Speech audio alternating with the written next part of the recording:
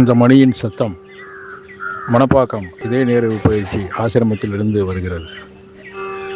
இந்த மணி சத்தம் பல மனிதர்களை உண்மையான மனிதர்களாக ஆக்குகிறது.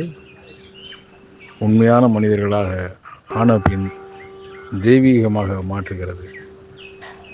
இந்த மணி சத்தத்திற்கு நீண்ட வரலாறு உண்டு. அந்த அந்த இதயத்துல உண்மை மட்டும் இல்ல, எல்லா நல்ல இயல்புகளும் அந்த இதயத்துல தான் இருக்கு. அந்த இதயம்னு சொல்லக்கூடிய இடத்துல தான் இருக்கு. நல்ல இயல்புகள்னு சொன்னா என்னது? எளிமை, பணிவு, தூய, எல்லா நல்ல இயல்புகளும் அந்த இதயத்துல தான் இருக்கு. அந்த இதயம்னு சொல்லக்கூடிய இடத்துல தான் இருக்கு. நல்ல இயல்புகள்னு சொன்னா என்னது? எளிமை, பணிவு, தூய்மை, துணிச்சல், தைரியம், நேர்மை, மன்னிக்கும் மனப்பாங்கு, இப்படி என்னென்னலாம் நல்ல இயல்புகள் இருக்கோ அவ்வளவு நல்ல இயல்புகளும் அமைந்த ஒரு இடம்தான் இதயம். Okay sir. எப்படி மனதை நாம் சிந்தனை களம் என்று சொல்லுகிறோமோ அது போல இதயத்தை நல்ல இயல்புகள் அமைந்த இடம் என்று நாம் சொல்லுகிறோம். ஏன் அந்த இதயத்தை மையமாக வைத்து என்று சொல்கிறோம் என்றால், அந்த இதயம் நாம் சொல்கிற இதுதான் ஆன்மீக இதயம். இந்த ஆன்மீக இதயம் நமக்கு ஒரு பார்வைக்கு ஒரு இடம் வேண்டும். அதற்கு தான் அந்த இதயத்தை நம்மளுடைய பௌதிக இதயத்திலே வைத்திருக்கிறோம். Okay sir. அந்த பௌதிக இதயத்துல நம்மளுடைய ஆன்மீக இதயம் இருக்கு. நீங்க இதயம்னு சொன்னா அது ஆன்மீக இதயம் தான். ஆன்மீக இதயம், பௌதிக இதயம் கிடையாது. ஓகே. இனிமேல நீங்க இதயத்தின்படி வாழணும், இதயத்தை மையமா வைக்கணும் அப்படின்னு சொன்னீங்கன்னா அது ஆன்மீக இதயம் தான். இதயம் தான் மனசாட்சி. இதயம் தான் உங்களுக்கு உள்ள இருந்து வழிகாட்டுது. Okay sir. இதுதான் மனிதனுடைய இயல்பு. மனிதனுக்கு இப்படித்தான் கொடுக்கப்பட்டிருக்கிறது. ஓகே. அதுதான். இப்ப அடுத்து சுயம். சுயம் என்பது நான் என்ற சுயம். நான் தானே முடிவெடுக்கிறேன். மனதின்படி நான் கேட்க வேண்டுமா, இதயம் சொல்படி கேட்க வேண்டுமா என்பதை நான் தான் முடிவெடுக்கிறேன். அப்ப நான் என்பது இங்கே என்னுடைய சுயம் என்று அர்த்தம். அப்ப இந்த 4 விஷயங்களும் முக்கியமாக இந்த இதய நிறைவு பயிற்சி என்ற ஆன்மீகத்திலே தெரிஞ்சு கொள்ள வேண்டிய விஷயம். ஐயா, ஹார்ட்ஃபுல்னஸ் பயிற்சி செய்வதால் என்ன நன்மைகள்?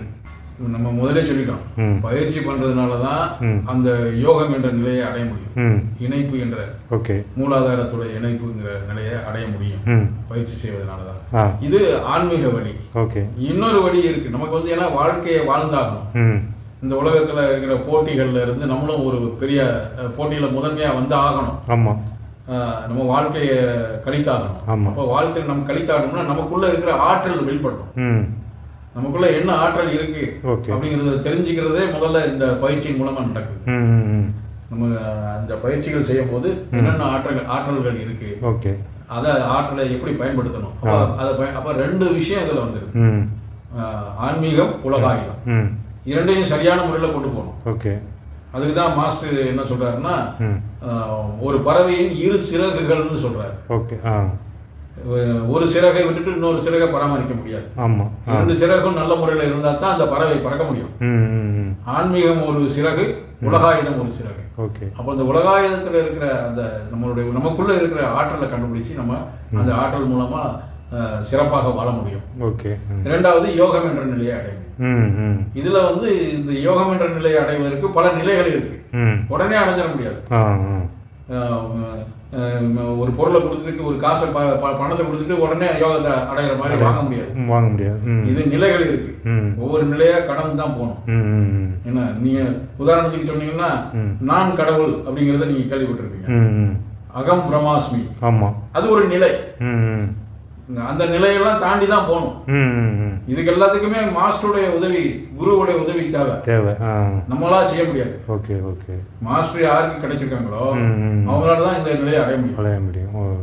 இதுதான் ஹார்ட்ஃபுல்னஸ் பயிற்சியுடைய அடிப்படை. Okay sir. ஆமா. Okay sir. அடுத்து ஹார்ட்ஃபுல்னஸ் பயிற்சியை தொடங்குவதற்கு தகுதிகள் என்னென்ன, அது பற்றி கொஞ்சம் சொல்ல முடியுமா?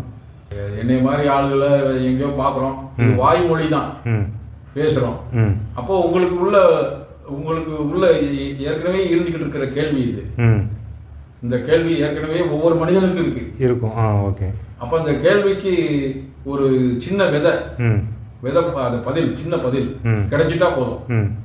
உடனே அவன் சிந்திக்கணும் அதை பத்தி. ஓகே. பகுத்தறிவுங்கிறது அதுதான். ஒரு விஷயம் கிடைக்குன்னா அதை பத்தி சிந்திக்கணும். ஆமா.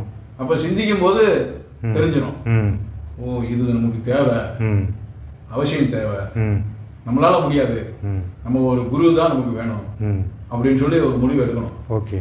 எடுத்துட்டு அதுக்கு ஆர்வத்தை வளர்த்துக்கணும், நம்பிக்கை வளர்த்துக்கணும். நம்பிக்கைங்கிறது முதல்ல அவங்க நம்ம இப்ப நாங்க சொல்றதெல்லாம் கேட்கும்போது, மாஸ்டர் சொல்றதை கேட்கும்போது ஒரு நம்பிக்கை வரும். அந்த நம்பிக்கை வருதா, அது வளருதான்னு பார்க்கணும், பயிற்சி செய்து பார்க்கணும். அப்ப அது ஆர்வம் தான் அடிப்படை. ஆர்வம், நான் இது எனக்கு வேணும் அப்படிங்கிற அந்த ஆர்வத்தை நம்ம உண்மையிலே ஒவ்வொரு மனிதனுக்கும் தேவை. அது புரிஞ்சுக்கிட்டவங்க உடனே அதுக்கு உண்டான வேலைகளை செய்யணும். ஓகே, இதுதான் தேவை. சரி சரி சரி. ஐயா, அடுத்த கேள்வி, தியானம் என்றால் என்ன? தியானம் என்றால் என்ன என்பதற்கு முன்னால தியானம் எதற்கு செய்ய வேண்டும்? தியானம் வந்து அதனுடைய பொருள் என்னன்னா, நாம எதன் மீது தியானம் செய்கிறோமோ அதுவாக மாறிவிடுறோம். இதுதான் தியானத்துடைய விளக்கம். ஓகே. இப்ப நம்ம சொல்லியிருக்கோம் ஏற்கனவே, மூலாதாரத்தோட இணையணும்னு சொல்லியிருக்கோம். அப்ப மூலாதாரத்தின் மேலதான் நம்ம வந்து தியானம் செய்யணும்.